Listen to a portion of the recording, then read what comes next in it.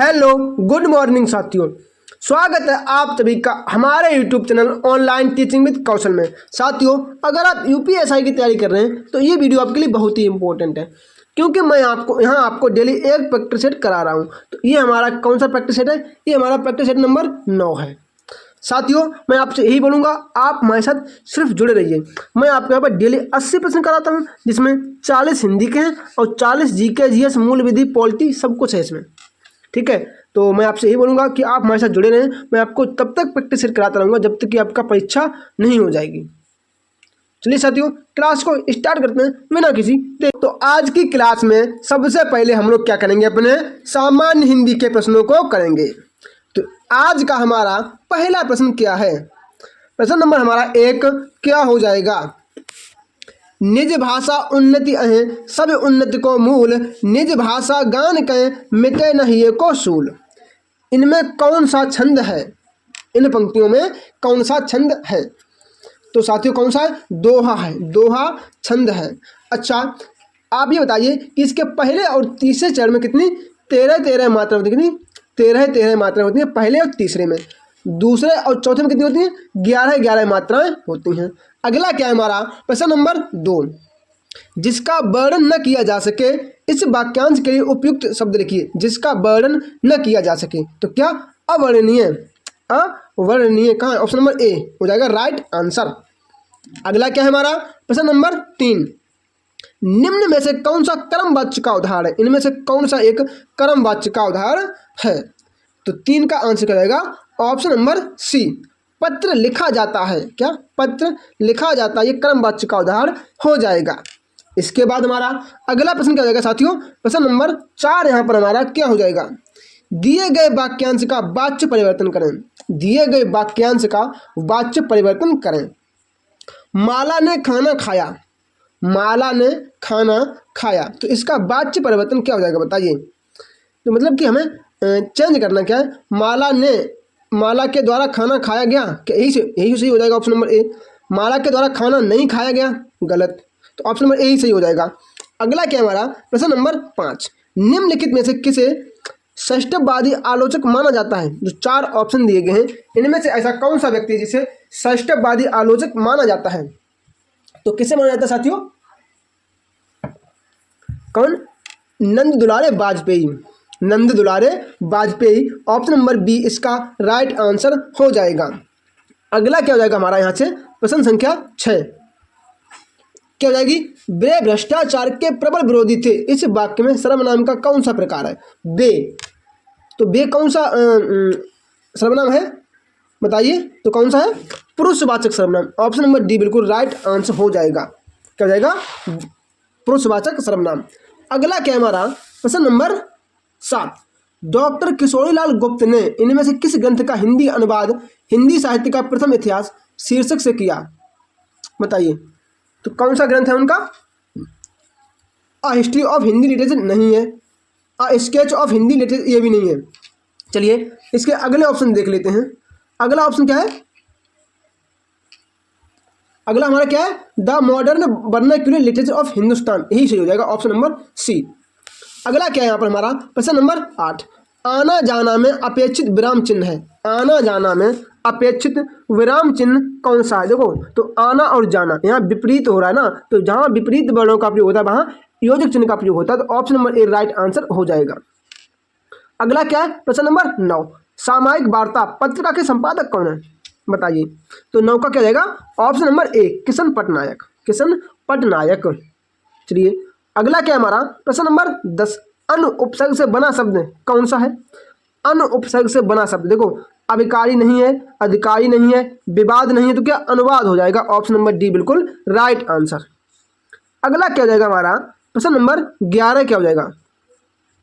क्या है? अधुनातन का विलोम शब्द है। अधुनातन का विलोम शब्द क्या हो जाएगा? तो क्या हो जाएगा? विलोम पुरातन। क्या? पुरातन हो जाएगा, ऑप्शन नंबर सी। अधुनातन का अर्थ क्या होता है? अभी जो वर्तमान समय, मतलब आधुनिक समय। अगला क्या है? प्रश्न नंबर 12, आधुनिक आर्य भाषाओं के वर्गीकरण के अनुसार पूर्वी समुदाय की भाषा नहीं है। पूर्वी समुदाय की इनमें से कौन सी भाषा नहीं है? बताइए। बिहारी नहीं है, मराठी नहीं है। देखो मराठी किधर की भाषा है? मराठी तो नहीं होगी, क्योंकि देखो मराठी बोली जाती है कहाँ, शायद मुंबई साइड में।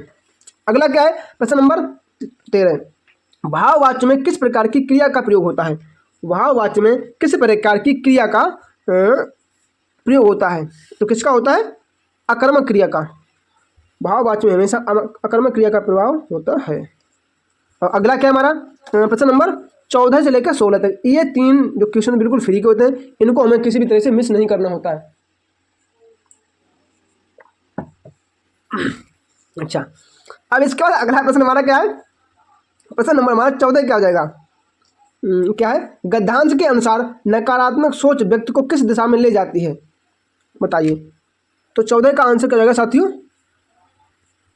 तो क्या हो जाएगा, आत्महीनता की ओर, आत्महीनता की ओर ले जाती है। हम जितना नेगेटिव सोचेंगे उतना ही अंदर हमारे अंदर मतलब कि हमारा आत्म जो है ना, मतलब उसे क्या बोलते हैं, हमारे हम लोग टूट जाते हैं। जितना मतलब नेगेटिव सोचेंगे हमारे साथ ऐसा नहीं हो रहा है, तो फिर हम लोग टूटते हुए जाते हैं। ठीक है, अगला क्या है, प्रश्न नंबर 15, गद्यांश के अनुसार शुद्ध विचारों का जीवन पर क्या प्रभाव पड़ता है? बताइए। तो क्या प्रभाव पड़ता है? शुद्ध विचार जीवन को सफल एवं स्वस्थ बनाते हैं। Option number D right answer हो जाएगा। इसके बाद हमारा अगला प्रश्न क्या जाएगा साथियों, प्रश्न नंबर 16 हमारा क्या कह रहा है, गद्यांश में विचारों की शुद्धता हेतु किन उपायों की अनुशंसा की गई है? किन उपायों की अनुशंसा की गई है? तो किनकी? अच्छी पुस्तकों का अध्ययन, योग संगत एवं आत्मचिंतन। Option number C right answer हो जाएगा। अगला हमारा प्रश्न क्या है, प्रश्न नंबर 17, आकाश में चंद्रमा चमक रहा है, इस रेखांकित शब्द का पर्यायवाची नहीं है, इनमें से कौन सा आकाश का पर्यायवाची नहीं है? तो कौन सा? रसाल। रसाल जो है ये आकाश का पर्यायवाची न होके ये किसका पर्यायवाची? ये आम का पर्यायवाची। किसका? आम का पर्यायवाची हो जाएगा। अगला क्या हमारा, प्रश्न नंबर 18 क्या हो जाएगा? प्रश्न संख्या हमारी 18 क्या हो जाएगी, क्रिया के किस रूपांतर से वाक्यगत कर्ता की प्रधानता का बोध होता है? क्रिया के किस रूपांतर से वाक्यगत कर्ता की प्रधानता का बोध होता है? तो 18 का क्या हो जाएगा? ए कृतवाच्य। सही है ना, कृतवाच्य क्रिया का होता है। अगला क्या? 19, अब अबलव नसानी अबला नसैयो, इन पंक्ति में कौन सा रस है? बहुत अच्छा है, अबलव नसानी अबला नसैयो, तो कौन सा हो जाएगा? शांत रस हो जाएगा। क्या इसमें शांत रस होगा? यस, शांत रस हो जाएगा, शांत रस। Option number D. अगला क्या है? 20, निम्नलिखित में तद्भव शब्द की पहचान कीजिए, इनमें से कौन सा तद्भव शब्द है? तीन जो है वह तत्सम है और एक तद्भव है, तो कौन सा तद्भव है? भ्रमरा, ये तद्भव है। बाद बाकी मधुप, मधुकर, भ्रमर ये सभी तत्सम शब्द हैं। अगला क्या जाएगा हमारा, प्रश्न नंबर 21 क्या जाएगा, कौवा के स्त्रीलिंग के निर्धारण के लिए क्या किया जाता है? बताइए। स्त्रीलिंग के लिए क्या करते हैं कौवा के? तो क्या कौवे के आगे क्या बोलते हैं? मादा, मादा कौवा से लिखते क्या? मादा कौवा लिखते हैं, तो क्या हो जाएगा? इसका स्त्रीलिंग हो जाएगा कौवा का। अगला क्या है? 22, मृग नयन में कौन सा समास है? मृग नयन में कौन सा है? कर्मधारय समास हो जाएगा। क्या? कर्मधारय समास हो जाएगा। मृग के समान नयन, ठीक है ना, नहीं बोलते हैं सीता मृग नयनी है, मृग नयनी मतलब जिसके नयन मृग के समान, मतलब हिरण की आंखों के समान हो। अगला क्या है? 23, मैत्रेयी गुप्त जी ने अपनी किस रचना में इतिहास की उपेक्षित नारी का पात्र दर्शाया है? जो मैत्रेयी गुप्त हैं इन्होंने अपनी किस रचना में इतिहास की उपेक्षित नारी को पात्र दर्शाया है? तो क्या रहेगा? 23 का सी, साकेत में दर्शाया है। अब अगला क्या जाएगा हमारा, प्रश्न नंबर 24, पर्यायवाची की दृष्टि से शुद्ध वर्ग कौन सा है? शुद्ध वर्ग बताइए। जो 4 वर्ग हैं इनमें से कोई ना कोई तो सही होगा ना, तो कौन सा? अग्नि, पावक, वायु, सखा। ऑप्शन नंबर ए हो जाएगा सही, क्योंकि ये सभी आग के पर्यायवाची हैं। अगला क्या जाएगा हमारा 25, क्या है हमारा 25? प्रश्न नंबर क्या है? अनेकार्थी शब्द हरि के गलत विकल्प का चयन कीजिए। हरि का गलत विकल्प कौन सा है? तो कौन सा? दूध। दूध हरि का अनेकार्थी नहीं है। हरि किसका है बताइए? तो हरि किसका है? भगवान विष्णु का है। अगला क्या है 26, निम्नलिखित में से अर्ध तत्सम शब्द को पहचानिए। अर्ध तत्सम शब्द कौन सा है? 4 ऑप्शन दिए गए हैं, तो कौन सा है? अक्षर। ऑप्शन नंबर क्या रहेगा? डी हो जाएगा राइट आंसर। अगला क्या है 27, दुढ़ानी बोली है। दुढ़ानी बोली कहाँ की बोली है? तो ये कहाँ की, ये राजस्थान की बोली है, कहाँ की, राजस्थान की बोली। अच्छा, चारों ऑप्शन राजस्थान के हैं। अब बताइए इसमें से कौन सा राजस्थान, पूर्वी, पश्चिमी, उत्तरी, दक्षिणी, तो किसकी है, पूर्वी राजस्थान की बोली ढूंढाड़ी। अगला क्या है हमारा प्रश्न नंबर 28 क्या हो जाएगा, निम्न में किस वाक्य में सर्वनाम का प्रयोग हुआ है, इनमें से किस वाक्य में सर्वनाम का प्रयोग हुआ है। तो साथियों किसमें हुआ है, मैं दिल्ली जा रहा हूं। अगला क्या 29, निम्नलिखित में से कौन सा शब्द स्त्रीलिंग नहीं है, निम्नलिखित में से कौन सा शब्द स्त्रीलिंग नहीं है, तो कौन सा नहीं है, संबल, ऑप्शन नंबर डी हो जाएगा, ये स्त्रीलिंग नहीं है। यामा, योजना, भिक्षा, ये सभी स्त्रीलिंग शब्द हैं। अगला क्या है 30, पानी शब्द का वचन क्या है, पानी शब्द एक वचन है, द्विवचन है, बहुवचन है, क्या है बताइए। तो क्या जाएगा सी, पानी हमेशा एक वचन में प्रयोग, कहाँ, पानी हमेशा एक वचन में प्रयोग होता है। क्या होगा इसका सही आंसर, तो क्या पानी हमेशा बहुवचन, सदा नहीं, सदा एक वचन, क्या सदा एक वचन होगा क्या इसका राइट आंसर, यस। अगला क्या जाएगा हमारा प्रश्न नंबर 31, क्या कह रहा है, अज्ञेय की किस कृति पर ज्ञानपीठ पुरस्कार प्राप्त हुआ बताइए। तो किस पे मिला है, वी, कितनी नावों में कितनी बार, बहुत फेमस रचना है अज्ञेय जी की, कितनी नावों में कितनी बार, बहुत बार पूछी जा चुकी है। ये कब मिला, 1978 में मिला था। अगला क्या है 32, कबीर दास की भक्ति का स्वरूप क्या है, कबीर दास की भक्ति का स्वरूप क्या है, तो क्या जाएगा निर्गुण शाखा में। अगला क्या है 33, इनमें से किस छंद में प्रथम व अंतिम शब्द समान होता है, किस छंद में बताइए। तो 33 का क्या जाएगा बी, कुंडलिया में होता है। अगला क्या है हमारा प्रश्न नंबर 34, संविधान, भारत के संविधान किस अनुच्छेद के अंतर्गत हिंदी को राजकीय भाषा घोषित किया गया है बताइए। राजकीय भाषा आर्टिकल 243 का सब close 1, option number D is the right answer. अगला क्या है 35, स्कूल से आकर माँ खाना पकाएगी, इस वाक्य में आकर किस क्रिया का उदाहरण है, आकर, तो किसका है, ये शायद है किसका, पूर्वकालिक क्रिया का उदाहरण है, option number B right answer हो जाएगा। अगला क्या है 36, चांदी का जूता मारना बताइए, चांदी का जूता मारना मतलब रिश्वत देना, option number A right answer हो जाएगा। अब अगला क्या है हमारा प्रश्न नंबर 37, क्या हो जाएगा, चांद का मुंह टेढ़ा किस कवि की रचना है, चांद का मुंह टेढ़ा ये किसकी रचना है, तो किसकी, मुक्तिबोध की, किसकी, मुक्तिबोध है, option number C right answer हो जाएगा। अगला क्या है 38, प्रति वर्ष नदी में बाढ़ आ जाती है, इस वाक्य में किस प्रकार की संज्ञा का प्रयोग हुआ है, तो किसका हुआ है, जातिवाचक संज्ञा, ठीक है। अगला क्या है हमारा 39, साथियों हार्दिक स्वागत है, इस वाक्य में कौन सा कारक है बताइए, साथियों, जहां पर एक्सक्लेमेटरी चिन्ह का प्रयोग हो जाए तो वहां पर कौन सा क्या होता है, कारक, संबोधन, क्या संबोधन कारक होता है। अब अगला क्या है प्रश्न नंबर 40, क्या है, इनमें से सही वर्तनी वाला शब्द बताइए, सही वर्तनी वाला शब्द कौन सा है, तो कौन सा है, option number D right answer होगा। अच्छा अब आप लोग ये बताइए, जो आपने जो हिंदी के 40 प्रश्न किए, इसमें से आपने कितने प्रश्न सही किए हैं, मुझे कमेंट बॉक्स में कमेंट करके जरूर बताएं। साथियों मैं आपसे यही बोलूँगा कि आप हमारे साथ जुड़े रहें, मैं आपको तब तक प्रैक्टिस कराता रहूँगा जब तक कि आपका पेपर नहीं हो जाएगा। साथियों चलिए अब इसका हम लोग क्या पढ़ेंगे, अपने संविधान मूल विधि। दोस्तों तो अब हम लोग क्या करेंगे, अपने मूल विधि और सामान्य ज्ञान के प्रश्नों को करेंगे। तो चलिए इसमें देखते हैं हमारा पहला प्रश्न क्या हो जाएगा।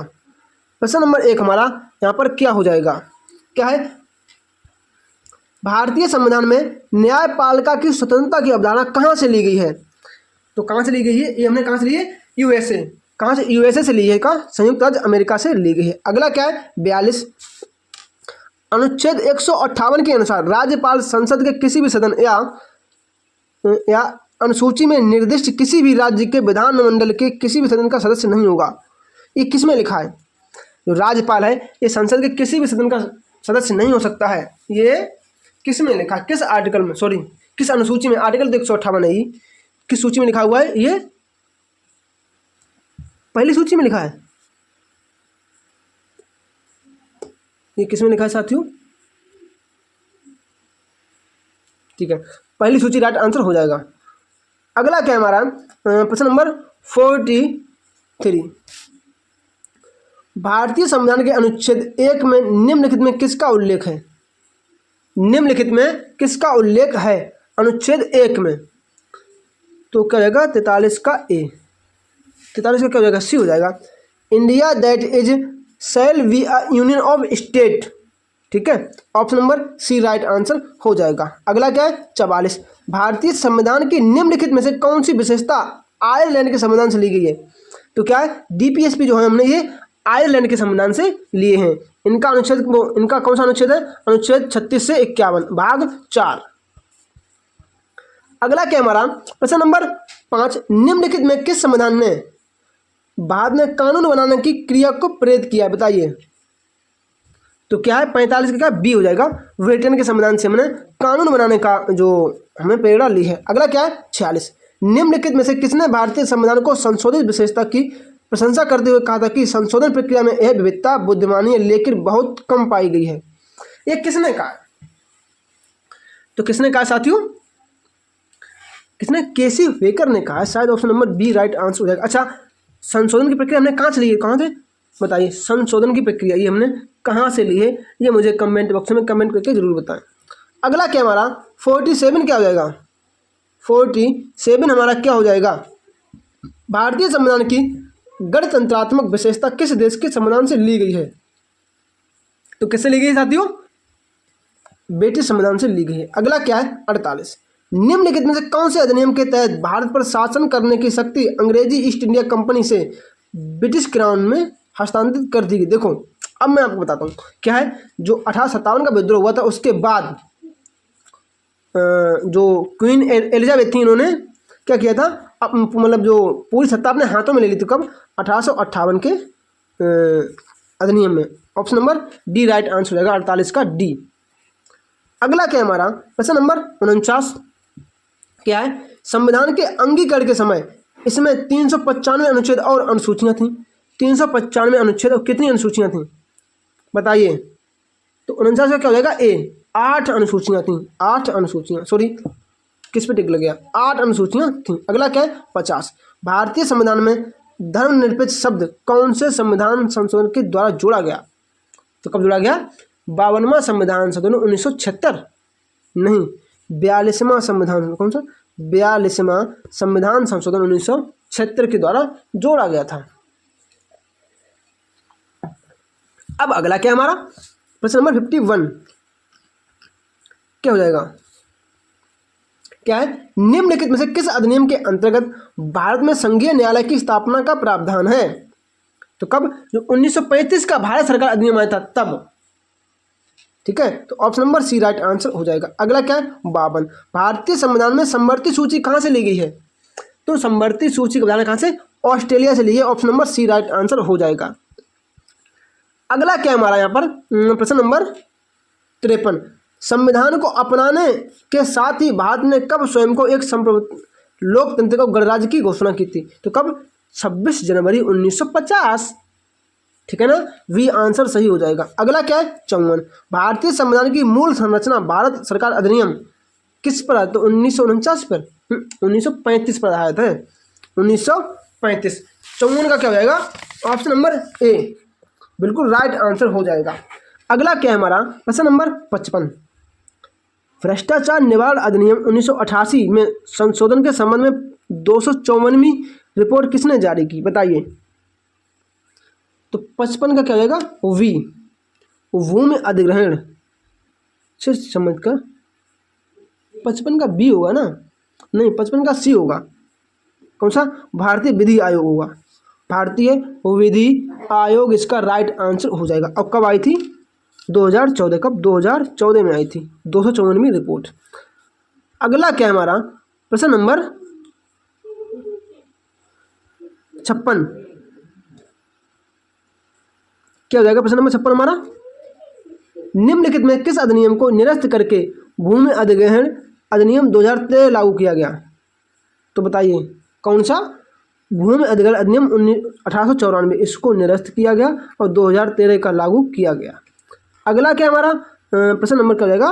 57, निम्नलिखित में कौन सरकार के लिए गैर कर राजस्व स्रोत का उदाहरण है? बताइए तो कौन सा है? सी शुल्क और जुर्माना। Option number C right answer हो जाएगा। अब अगला क्या हमारा प्रश्न नंबर 58, निम्नलिखित में से कौन सा भारत में सूक्ष्म वित्त संस्थानों का एक प्रमुख उद्देश्य है? बताइए। तो इसका राइट आंसर होगा 58 का ए वित्तीय समायोजन को बढ़ावा देना और निर्धनता निवारण। Option number A right answer हो जाएगा। इसके बाद क्या हमारा प्रश्न नंबर 59। 59 हमारा क्या है, निम्न में कौन से कथन सूचना प्रौद्योगिकी संशोधन के अधिनियम 2008 के उद्देश्यों से संबंधित हैं, बताइए। साइबर अपराधों की नई किस्मों से निपटने के लिए दंडात्मक प्रावधान जोड़े गए। अधिनियम को तकनीक तटस्थ बनाया गया ताकि इलेक्ट्रॉनिक हस्ताक्षर को विभिन्न तकनीकों से मान्यता दी जा सके। या फिर यह अधिनियम केवल सरकारी विभागों पर लागू होता, निजी क्षेत्रों पर नहीं। उसके बाद इसके और ऑप्शन देख लेते हैं। अच्छा, इसमें 3 ऑप्शन ही दिए गए हैं, तो देखो इसमें सिर्फ पहला और दूसरा ही सही था। कौन सा? पहला और दूसरा ही सही था। Option number A right answer हो जाएगा। अगला क्या है, प्रश्न नंबर 60। सूचना का अधिकार अधिनियम 2005 के तहत केंद्रीय सूचना आयोग किस प्रकार का निकाय है? तो कैसा, ये वैधानिक निकाय हो गया है। चलिए अगला क्या है हमारा, प्रश्न नंबर क्या जाएगा 61। निम्नलिखित में से क्या ग्रामीण बैंक की संस्थागत संरचना का भाग नहीं है? ग्रामीण बैंक की संस्थागत संरचना का भाग कौन सा नहीं है? तो कौन सा नहीं है? साहूकारी, ये नहीं है। Option number B right answer हो जाएगा। 62 क्या है, सलाल परियोजना जिसे सलाल हाइड्रोइलेक्ट्रिक पावर स्टेशन भी कहा जाता है किस नदी पर है? अब बताइए, तो किस पर है ये, किस पर है भैया बताइए, किस नदी पर है? चुनाव नदी पर है। और ये कहाँ है? जम्मू एंड कश्मीर। अगला क्या है हमारा, प्रश्न नंबर 63 क्या हो जाएगा, क्या है, भारत के उष्णकटिबंधीय सदाबहार वनों के बारे में निम्नलिखित में से कौन सी विशेषता गलत है? कौन सी विशेषता गलत है? क्या है, इन वनों में वार्षिक वर्षा 150 सेंटीमीटर से कम होती, बिल्कुल गलत है। अगला क्या है 64, पश्चिमी चक्रवाती विक्षोभ से उत्पन्न होता है, तो क्या होता है? भूमध्य सागर, भूमध्य सागर से उत्पन्न होते हैं पश्चिमी चक्रवाती विक्षोभ। चलिए अगला क्या है हमारा 65 क्या हो जाएगा, क्या है, 6 मार्च 2025 को प्रोजेक्ट हिफाजत का शुभारंभ किस राज्य से किया गया? प्रोजेक्ट हिफाजत तो कहाँ से किया गया साथियों, ये बताइए कहाँ से किया गया? पंजाब से। ऑप्शन नंबर सी रहेगा पंजाब। अगला क्या है 66, किसी धारावाही चालक से जुड़े चुंबकीय क्षेत्र की दिशा ज्ञात करने के लिए निम्नलिखित में से किस नियम का उपयोग किया जाता है? तो किसका उपयोग किया जाता है? किसका? मैक्सवेल का क्रॉक स्क्रू नियम। Option number C right answer हो जाएगा। अगला क्या है हमारा प्रश्न नंबर 67 क्या हो जाएगा, क्या है, एमाइलेज एंजाइम किसमें पाया जाता है? तो किसमें पाया जाता है? लार में पाया जाता है, लार में पाया जाता है एमाइलेज। अगला क्या है 68, मूत्र में पीले रंग के लिए क्या आवश्यक मतलब क्या जिम्मेदार होता है? तो क्या बताइए? यूरोबिलिन, यही होगा यूरोबिलिन। या 69 क्या है, निम्नलिखित में से कौन सा रासायनिक विज्ञान की आवर्त सारणी का एक उत्कृष्ट रासायनिक तत्व है? तो क्या जाएगा 69 का वी, हीलियम हो जाएगा, बिल्कुल राइट आंसर। अब अगला क्या है हमारा प्रश्न नंबर 70, निम्नलिखित में से कौन सी मिश्र धातु तांबे और जस्ते से बनी है? तांबे और जस्ते से बनी है, तो कौन सी? डच धातु, Dutch. Option number D right answer हो जाएगा। अगला क्या है हमारा 71, क्या कह रहा है प्रश्न नंबर 71, कंप्यूटर में डैश अन्य प्रकार के स्टोरेज के प्रकारों की तुलना में सबसे तेज रीड और राइट में सक्षम होता है, बताइए। तो 71 का क्या हो जाएगा? सी रैम।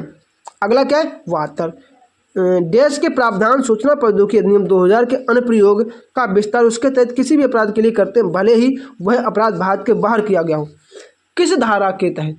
धारा 1 के तहत, धारा 1 के तहत। अगला क्या जाएगा हमारा प्रश्न नंबर 73, मानव अधिकारों को मानवाधिकार संरक्षण अधिनियम 1993 की धारा किसके तहत परिभाषित किया गया है? तो किसके तहत? धारा 2 के तहत। अच्छा 2 तो सभी में है, अब बताइए धारा 2 के डी के तहत। अगला क्या है 74, राष्ट्रीय सुरक्षा अधिनियम 1980 के तहत उपबंध है कि निरुद्ध किए गए किसी व्यक्ति को एक राज्य से दूसरे राज्य में हटाने के लिए दूसरे राज्य की सहमति के बिना किसी राज्य सरकार द्वारा कोई आदेश नहीं दिया जाएगा, बताइए। अब बताइए किस धारा के तहत? किस धारा के तहत? तो किसके? धारा 5 के तहत। ऑप्शन नंबर बी राइट हो जाएगा। अगला क्या हो जाएगा हमारा 75 क्या हो जाएगा, निम्न में कौन सा वक्फ अधिनियम वक्फ प्रशासन का आधुनिकीकरण करने हेतु प्रस्तावित किया गया है? तो कब? ऑप्शन नंबर सी, 2025 में आया है वक्फ संशोधन विधेयक। चलिए अगला क्या है 76 हमारा क्या हो जाएगा, 76 क्वेश्चन नंबर क्या है, उत्तर प्रदेश राज्य में उच्च शिक्षा निदेशालय कहाँ पर है? उच्च शिक्षा निदेशालय कहाँ है? तो ये कहाँ है? प्रयागराज में है। Option number D right answer हो जाएगा। अगला क्या हमारा क्वेश्चन नंबर 77, निम्नलिखित में से कौन से विकल्प राजस्व प्रशासन के अंतर्गत आते हैं? कौन से विकल्प राजस्व प्रशासन के अंतर्गत आते हैं? तो कौन से? राजस्व, भू अभिलेख, शहर भू हदबंदी सभी आते हैं। तो ऑप्शन नंबर डी हो जाएगा राइट आंसर। अगला क्या हमारा क्वेश्चन नंबर 78, मोटर वाहन अधिनियम 2019 के तहत नए यातायात नियमों के अनुसार स्पीडिंग रेसिंग के लिए जुर्माना राशि कितनी है? तो कितनी है? 5,000 रुपये। अगला क्या है 79, सार्स का पूर्ण रूप क्या है बताइए? तो इसका क्या है? Severe acute respiratory syndrome. कौन सा ऑप्शन है? Option number B right answer हो जाएगा।